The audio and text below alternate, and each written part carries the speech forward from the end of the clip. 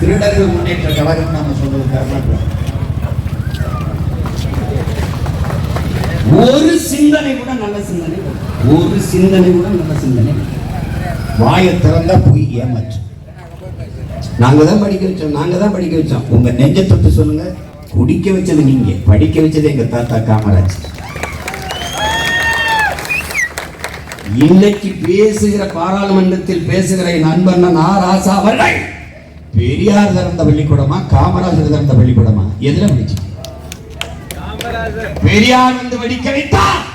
அண்ணாதுரை, நெடுஞ்செழியனை, அன்பழகனை, மதியழகனை அவங்களெல்லாம் யார் படிக்க வச்சது? அவங்களெல்லாம் யார் படிக்க வச்சது? எத்தனை முறை என்னத்தை படிச்ச? திருக்குறளை, சிலப்பதிகாரத்தை, மணிமேகலை, சீவக சிந்தாமணியை, வளையாபதியை, குண்டலகேசியை, 10 500 அகநானூறு, புறநானூறு இதையெல்லாம் எழுதணும். எவன்டா படிக்க வச்சான்? பதில் இருக்கா? இதைத்தான் நீ படிச்ச. அதை எழுதினவன படிக்க வச்சான். உலகத்தின் முதல் மொழி தமிழ், மூத்த மாந்தன் தமிழன். ஆதியில் பண்பட்டு நாகரிகம் அடைந்த முதலினம் தமிழ் பேரினம். உலகிற்கு அறிவியல், நாகரிகம், தொழில், வேளாண்மை எல்லாவற்றையும் கடன் கொடுத்த பேரினம் தமிழ் பேரினம். என் தந்தை பெரிய தகப்பன் நம்மாழ்வார் உலகத்திற்கு அறிவை கடன் கொடுத்த ஒரே இனம் தமிழ். நீ எங்க கிட்ட வந்து இதெல்லாம் பேசிட்டு போங்க. பெரியார் வாழ்கன்னு சொல்லிட்டு போங்க. நாங்கள் எப்போதும் பெரியார் ஒழிக அல்ல எங்கள் கோட்பாடு. பிரபாகரன் வாழ்க, அதான் எங்கள் கோட்பாடு.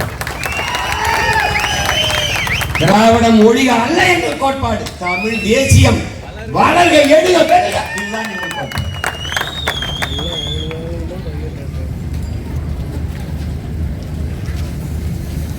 புரட்சியாளர் அம்பேத்கர் உள்ள 1000 ஆண்டுகள் நாம் அடிமையாக வாழ்வதை விட ஒரு நொடியேனும் வீரமாக சுதந்திரமாக வாழ்ந்து சாவது மேலானது என்று அரசியலை முன்வைத்தார். மிக எளிய கோட்பாடுதான் அன்பு உடன் பிறந்தவர்களே. இந்த குளத்திலே ஆடு குளித்து விட்டு செல்கிறது, தண்ணி அருந்தி விட்டு செல்கிறது, மாடு குளித்து விட்டு செல்கிறது, நீர் அருந்தி விட்டு செல்கிறது. உன்னை போல எலும்பு, நரம்பு, ரத்தம், சதை, பசி, உறக்கம், கனவு, கண்ணீர் கொண்ட சக மனிதன் இந்த குளத்தில் நீர் குடிக்க கூடாதா, குளிக்க கூடாதா? இந்த கேள்வியை எழுப்புவதுதான். அதனால்தான் புரட்சியாளரின் அரசியல் அவர் முன்வைத்த அரசியல். தாழ்த்தப்பட்ட மக்களுக்கான அரசியல் என்று கருதுவது எவ்வளவு தவறானது என்று புரிந்து கொள்ளும். உலகெங்கிலும் எங்கெங்கு மானுட சமூகம் அடிமைப்படுத்தப்பட்ட ஆழ்தளத்தில் வீழ்த்தி அழுத்தப்பட்டிருக்கிறதோ அத்தனை மாணவ சமூகத்திற்கான விடுதலைக்கான சிந்தனைதான் புரட்சியாளர் அம்பேத்கர் முன்வைத்தது என்பதை அறிவார்ந்த தமிழ் சமூக தம்பிதங்கள் புரிந்து கொள்ளும். தாழ்த்தப்பட்ட மக்களுக்கான இடஒதுக்கீடை அம்பேத்கர் பெற்றுத் தரவில்லை. அது வெள்ளைக்காரன் காலத்திலே கொடுக்கப்பட்டு விட்டது. அவர் போராடி பெற்றுத் தந்தது ஒடுக்கப்பட்ட பிற்படுத்தப்பட்ட மக்களுக்குத்தான், பிசி, எம்பிசி என்று அழைக்கப்படுகிற மக்களுக்குத்தான் புரட்சியாளர் அம்பேத்கர் போராடி உரிமையை இடப்பங்கீடை பெற்று தந்தார் என்பதை அறிவார்ந்த தம்பிதங்கள் படித்து அறிந்து தெரிந்து கொள்ளும். இங்கே விபி சிங்கை போற்றுகிறார்கள், எல்லோரும் பேசுகிறார்கள். ஐயா விபி சிங் அவர்களை, சமூக நீதி காவலர் விபி சிங் அவர்களை நாம் நினைவு கூறுகிறோம். நினைவு கூறு, அவருக்கு சிலை. ஆனால் விபி சிங்கின் சிந்தனையிலே 69 விழுக்காடு இடஒதுக்கீடை திணித்தவன், கொண்டு போய் சேர்த்தவன். இந்தியாவில் இருக்கிற எல்லா மாநில முதல்வர்கள், ஒடுக்கப்பட்ட பிற்படுத்தப்பட்ட மக்கள், அவர்களுடைய தலைவர்கள், பழங்குடி மக்களின் தலைவர்கள், நாட்டின் முதல் குடிமகன் எல்லோரையும் சந்தித்து இந்த இடஒதுக்கீடுக்கான தேவையை எடுத்து பேசி ஒற்றை மகனாக மண்டல் என்கிறவர் தலைமையிலே மண்டல் கமிஷனை அமைக்க வைத்து 69% இடஒதுக்கீடை பெற்றுத் தந்த பெருமகன் நம்முடைய தாத்தா ஆனமுத்து என்பதை எவரும் மறுக்க முடியாது, மறக்கவும் கூடாது. இன்னைக்கு விபி சிங்குக்கு சிலை மதிக்கிறேன். நாளை உங்கள் மகன் வந்தால் எங்கள் ஐயா ஆனமுத்துக்கு சிலை விழா. ஏன் பேச சொல்லு திராவிடன்னு? சரி தர்க்கஞ்சி, நீ பெற்றுக் கொடுத்தியா, எங்க ஐயா ஆனமுத்து பெற்றுக் கொடுத்தாரு? பேசுவா. உனக்கு என்ன தகுதி? என் தங்கச்சி காரியமா சொன்ன மாதிரி வீடு வீடுக்கு எண்ணி எத்தனை ஓட்டுன்னு நோட்டை கொடுக்க உனக்கு முடியுது? வீடு வீடுக்கு எந்த சாதி எங்க இருக்கு நீ எண்ணி அவனுக்கு இடஒதுக்கீடு கொடுக்க முடியாதாடா? டேய் எப்படி இருக்கு பாருங்க. இந்த சாதி இந்த ஓட்டு இந்த வீட்டுல இத்தனை ஓட்டு 10 ஓட்டு இருந்தா நீட்டு நோட்டு இந்த நோட்டு நீட்டு இல்ல. நீ அவன்கிட்ட நீ என்னாலு வன்னியரா, நீ என்னாலு குயவரா, நீ என்னாலு நாவிதரா, நீ என்னாலு என்ன நெசவாளரா, முதலியாரா, நீ யாரு ரெட்டியா இல்லை செட்டியா என்னன்னு கணக்கு எடுக்க முடியாது. சொல்லு, உடையாரா யார் நீ? குடிகளின் எண்ணிக்கைக்கு ஏற்ப அவரவருக்கு உள்ளது பிரிச்சு கொடுக்க முடியாத. வீட்டுல எத்தனை ஓட்டுக்கு நீ நோட்டை கொடுக்க துப்பு இருக்கு உனக்கு? எத்தனை குடிகள் எவ்வளவு பேருக்கு எண்ணி இடஒதுக்கீடு கொடுக்க முடியாத? மாட்டாயே, நீ ஏமாத்திக்கிட்டு இருக்க என்னைய. என் எண்ணிக்கைக்கு ஏற்ப எனக்கு தரல, நீ தரல, எனக்கு உரிய இடஒதுக்கீடு தரல. எப்ப? 60 அரை நூற்றாண்டுகளுக்கு மேலாக 60 ஆண்டுகளாக என்னை ஏமாற்றி விட்டாய். சீட்டிங் ஃப்ராடு, சீட்டிங் ஃப்ராடு, என்னை ஏமாத்திட்ட. நீ எண்ணி சொன்னால் எழுந்துருவான் தமிழ வீதியில நீ நடக்க முடியாது. எத்தனை காலமாடா ஏமாத்திருக்காங்க? இடஒதுக்கீட்டை தந்தையா இவர்கள் தான். அருந்ததியருக்கு 3 விழுக்காடு, இஸ்லாமிய மக்களுக்கு 3.5, படையாட்சிகளுக்கு 10.5 இடஒதுக்கீடு தந்தையா ஐயா எடப்பாடி. இடஒதுக்கீடை கொடுக்க முடிகிறது, சாதிவாரி கணக்கை எடுக்க முடியாதா? கொடுக்கிற உரிமை இருக்கிற உங்களுக்கு எடுக்கிற உரிமை இல்லையா? இருக்கு, ஏன் எடுக்கிற? எடுத்தா தெரிஞ்சிடும். படையாட்சியத்தினர் 2 கோடியா இவ்வளவு கொடு, கவுண்ட எவ்வளவு 2.5 கொடு, தேவரை எவ்வளவு, தேவரனா மொத்தமா தேவரா, கல்லர் எவ்வளவு தனியா, அகமுடையர் எவ்வளவு, மாறவர் எவ்வளவு, என்ன நாடார் எவ்வளவு, கோனார் எவ்வளவு, உடையார் எவ்வளவு, செட்டியார் எவ்வளவு, முத்தரையர் எவ்வளவு, என்ன வண்ணார் எவ்வளவு, குயர் எவ்வளவு, குறவர் எவ்வளவு, என்ன என்ன மனச்சான்றோட ஆட்சி செய். நீ மனச்சான்றோட ஆட்சி செய். ஒண்ணு கிடையாது.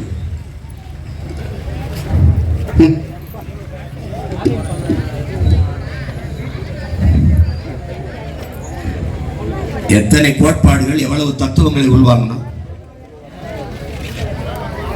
சுபாஷ் சந்திர போஸ் வந்தாரு இந்த நாட்டின் விடுதலைக்கு. என்ன முன்வச்சான்? கொஞ்சம் ரத்தம் தாருங்களின் உடன் பிறந்தவர்களே, நான் நிறைய சுதந்திரம் தருகிறேன். நான் எங்கள் தலைவன் வந்தா அவன் வழி தோன்றலா, நாங்கள் நிறைய ரத்தம் தந்து விட்டோம் உலகத்திலே, கொஞ்சம் சுதந்திரம் தாருங்கள் கேட்டார். இது எங்கள் அரசியல்.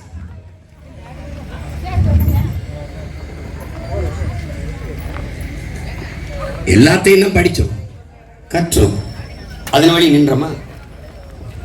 கற்பவை கற்க, கற்க கசடர, கற்பவை கற்றபின் நிற்க அதற்கு தக. அப்படியேதான் நின்றமா? நின்றமா? இல்லையே. வள்ளலார் பெருமகனார் வந்தார், நம்முடைய மூதாதை. கொடிய வரியிழித்து மக்களை வாட்டக்கூடாதுங்கிற, வதைக்க கூடாதுங்கிற. கருணை இல்லாத ஒரு ஆட்சி, கடுகு ஒளிந்து, கடுகி ஒளிந்து, அருள் நயந்த நயன்மார்கள் நன்மார்க்கர்களுடைய ஆட்சி வர வேண்டும்ங்கிறார். இது கருணையே இல்லாத ஆட்சி. இது சர்வாதிகாரம் என்றெல்லாம் சொல்லிவிடக்கூடாது. இது கொடுங்கோன்மை, இது கொடுங்கோளர்களின் ஆட்சி. அதிகாரம் என்பது அன்பு உடன் பிறந்தவர்களே. அதிகாரத்திற்கு வந்து கண்கள் உண்ணு, அதுக்கு கண்ணீர் கிடையாது. பார்க்கும், சாவை பார்க்கும், நல்லா பார்க்கும், கண்ணீர் வராது. ஏன்? அதுக்கு இல்ல. அதுக்கு காதுகளே கிடையாது. அதனால் நீ எவ்வளவு கதறினாலும், கத்தினாலும், போராடினாலும் உன் மரண ஓலமோ உன் கதறலோ கேட்காது. அகன்ற வாயும் நீள கால்களும் தான் இந்த அதிகாரங்களுக்கு, இந்த ஆட்சியாளர்களுக்கு உண்டு. நீ போராடுக, மேல்மாவிலே சித்தாடு தொழிற்சாலை வேண்டாம், மிதி. பரந்தூரிலே விண்ணூர்தி நிலையம் வேண்டாம், மிதி, நசுக்கு. ஸ்டெர்லைட் வேண்டாம், சுட்டு கொள்ளும், அடிச்சு நசுக்கும், சிறைப்படுத்தும், சித்திரவதை செய்யும். இந்த நீள கால்களை வைத்து மிதித்து தன் குடிகளை நசுக்கும். இந்த அகன்ற வாயை வைத்து அதையெல்லாம் பேசி சரி என்று வாதிடும், நியாயப்படுத்தும். இதான் அதிகாரம். இதை ஒழிக்கணும், இதை ஒழிக்கணும். அதுக்கு என்ன செய்யறது? அதுதான் மாறுதல், அதான் மாற்றம்.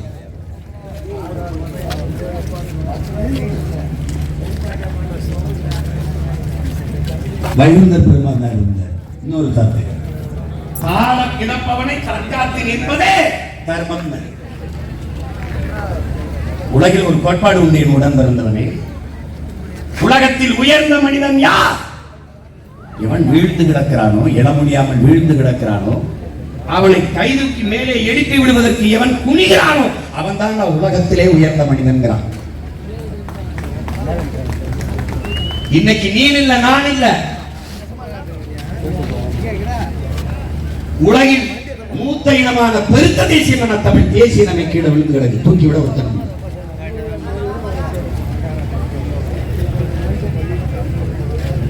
எத்தனை அரசியல்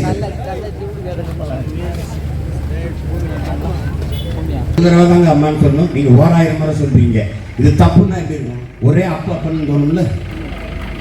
அதானே உன் தாய் அழகானவன் நீ சொல்லிக்க, என் தாய் அசிங்கமானவன் சொல்லின செருப்ப கட்டி பிச்சு எடுத்துருவேன். அதான் நான் உனக்கு தகுதி இருக்கு. உன் மொழி உயர்ந்தது, உன் இனம் பெருமைக்குரியது. அதை போலவே உலகத்திலே என் மொழியும் என் மொழி பேசும் என் இனத்தின் என் மொழி பேசும் என் இன மக்களும் ஆக சிறந்தவர்கள் உலகத்திலே.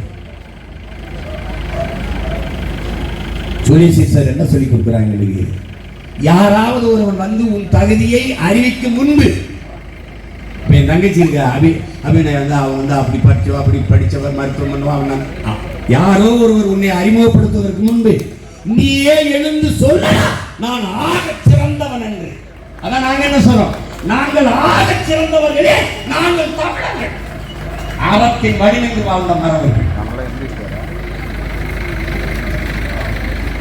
அது தனி வரலாறு, தனி கதை. இங்க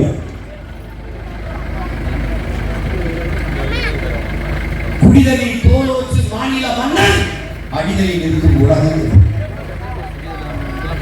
பெற்ற குழந்தைக்கு தாய் எப்படி குடிப்பறிந்து சேவை செய்வாரோ அப்படி நாட்டை ஆளுகிற அமைச்சு மன்னன் குடிகளுக்கு சேவை செய்யணும்.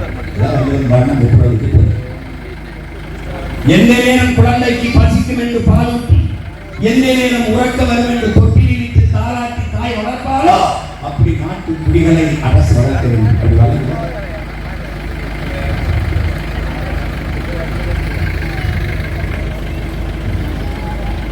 புதுசா இல்லையே. நலிவர்மானத்தை போயிட்டு இந்த மொழி பற்றி இனப்பற்று இருக்கலாமா இருக்கக்கூடாது? சரியா தவறா? இது கேள்வி. மொழி பற்றி இனப்பற்று எப்படி தவறாகும்? அது எப்படி இனவெறியா? எது இனவெறி? தன் இனம் சார்ந்தவன் என்பதாலேயே அவன் செய்கிற தவறுகளை, அவன் செய்கிற குற்றங்களை சகித்துக் கொண்டு அதை பொறுத்துக் கொண்டு இருப்பதுதான் உண்மையிலேயே இனவெறிகிறது. இது வேற வடிவத்தில் சுபாஷ் சந்திர போஸ் சொல்றாரு. பின்னாடி என்ன சொல்றாருன்னா, ஒரு கட்சியில சேர்ந்துட்டு, இப்ப திமுக காங்கிரஸ் இந்த பாரதிய ஜனதா அந்த கட்சியெல்லாம் செய்யல, அதுதான் அவர் இருக்கிறாரு. ஒரு கட்சியில சேர்ந்துட்டு அந்த கட்சி என்ன செய்தாலும், எவ்வளவு தவறு செய்தாலும் அதை சகித்துக் கொண்டு சரி என்று பேசுவதுதான் தேசப்பற்று என்றால், அந்த தேசப்பற்று என் கால் செருப்புக்கு சமம் தான் சுபாஷ் சந்திர போஸ். நான் சொல்லல. காந்தியடிகள் அகிம்சையை போதித்தார். அதானே நீ படிச்ச? அதே காந்தியடிகள் என் இனம் முற்றுமுழுதாக அழித்து ஒழிக்கப்படுமையானால் அதை தடுப்பதற்கு நான் எந்த விதமான வன்முறையில் ஈடுபடுவேன், எந்த விதமான ஆயுதத்தை தேர்ந்தெடுக்கிறேன். யாரு? காந்தி. இதை நான் திருநெல்வேலியில பேசிட்டேன். காந்தி சொன்னாரு தான் நான் பேசிட்டேன்.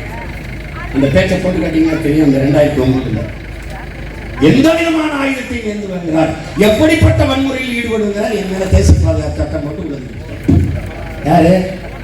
தமிழின தலைவர் டாக்டர் கலைஞர், தன்மான தலைவர். இவர் தான். எந்த இடத்துல அவர் பேர வைக்கல. கருணாநிதி கழிப்பிடம், கருணாநிதி குடிப்பிடம், இது ரெண்டும் தான் வைக்கல. இதெல்லாம் நிரந்தரமா இருக்குன்னு நினைச்சிட்டு இருக்காங்க. ஒரு மாசத்துல ஒரு பேர் இருக்காது. எங்கள் இனத்தில் இல்லாத முன்னோர்களா, என் இனத்தில் இல்லாத பெருமைக்கு ஆண்டோர் சார்ந்தவர்களா, அவர்களை தாண்டி நீங்கள் அதிகாரம் இருக்காக, அதிகாரம் இருக்காக. இங்க எங்க ஆளுங்கெல்லாம் ஆனால் அம்பேத்கரை பின்பற்றி அரசியல் செய்கிற கட்சிகள், குறிப்பா எங்க அண்ணன் வினோத் போன்றவர்கள், என் தம்பி களஞ்சியம் போன்றவர்கள் எல்லாம் தேர்தல் பாதை திருடர் பாதை என்று விலகி நின்றார்கள். நான் ஒண்ணும் கேட்கிறேன், அம்பேத்கரை படிக்கிறீங்கல்ல? எங்க அண்ணன் கேட்டேன். ஆமா, அதிகாரம் மிக வலிமையானது எதுக்கு சொல்றது? அப்படின்னா என்ன அர்த்தம்? அதை அடையலான்னு அதுக்கு பின்னாடி அதை படித்த நாங்க ஒரு பின்னாடி ஒரு சேர்க்கிறோம். அதிகாரம் மிக வலிமையானது, அதை அடைத்து விட்டால் அனைத்துக்கு எளிமையானது. ஒரு பின்னாடி ஒரு தத்து கோட்பாட்டை அதை ஓட்டுறோம். அதிகாரம் மிக வலிமையானது, அந்த அதிகாரம் என் மக்களுக்கானதுங்கிற ஒரு தப்பு ஓட்டுறோம் பின்னாடி. எல்லா துன்பப்பட்டு அன்பு தம்பிதங்கைகளே, அருமை பெற்றோர்களே, எல்லா வேதனைக்கும் ஒரே மருந்துதான், அது சாதனை. இது அண்ணல் அம்பேத்கர் வேற மொழியில் சொல்றார். எப்படி? எல்லா துன்ப பூட்டுகளுக்குமான சாவி ஆட்சி அதிகாரம் மட்டுமே. அது உண்மையாக இருக்கு. ஏன் அதிகாரம் மிக வலிமையானது? இந்த பாரு, காவல்துறை நிற்கும் போதே காசு கொடுக்குறாங்க. ஏன் அதிகாரம் மிக வலிமையானது? ஆடு மாட பட்டி அடைக்கிற மாதிரி அடைக்கிறான். ஏன் அதிகாரம் மிக வலிமையானது?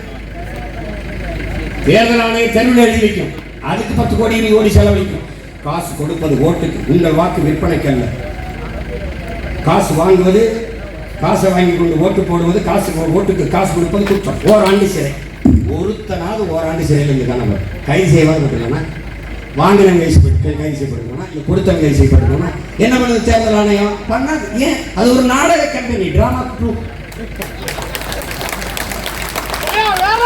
இந்த பறக்கும் படையெல்லாம் வந்து இருந்துச்சு. எங்க போச்சு அந்த படம்? என்ன பட்டு கிடக்கு? என்ன பட்டு கிடக்கு? அப்ப கொடுமையான கூட்டம் இது, ரொம்ப கொடுமையான கூட்டம். ஜனநாயகம்ங்கிறது இது மாதிரி கேவலம், கேவலம். ஒரு பாட்டு, ஏதோ ஒரு பாட்டு, ஒரு படத்தில் ஐயா பாலச்சந்திர படம் தான் நினைக்கிறேன். அதாவது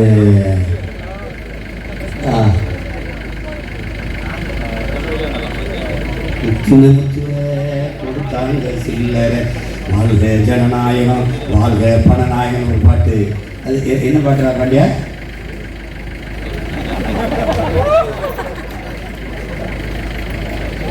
நல்ல பாட்டு. கையில காசு வாயில தோசை, குத்தின முத்திர கொடுத்தாங்க சில்லற, வாழ்க ஜனநாயகம், வாழ்க பணநாயகம், வாழ்க ஜனநாயகம், வாழ்க பணநாயகம். எங்களை மாதிரி கொடுமை. என்ன பாடியாச்சு, பேசியாச்சு, ஆடியாச்சு. எம்பிட்டு காலத்துக்கு கத்துறது? எம்பிட்டு காலத்துக்கு? இதயத்திலிருந்து பேசுங்க. அதையும் தாண்டி நாங்கள் ஈரக்குலையிலிருந்து பேசி பார்த்துக்கோம். ஜெயிக்கிறது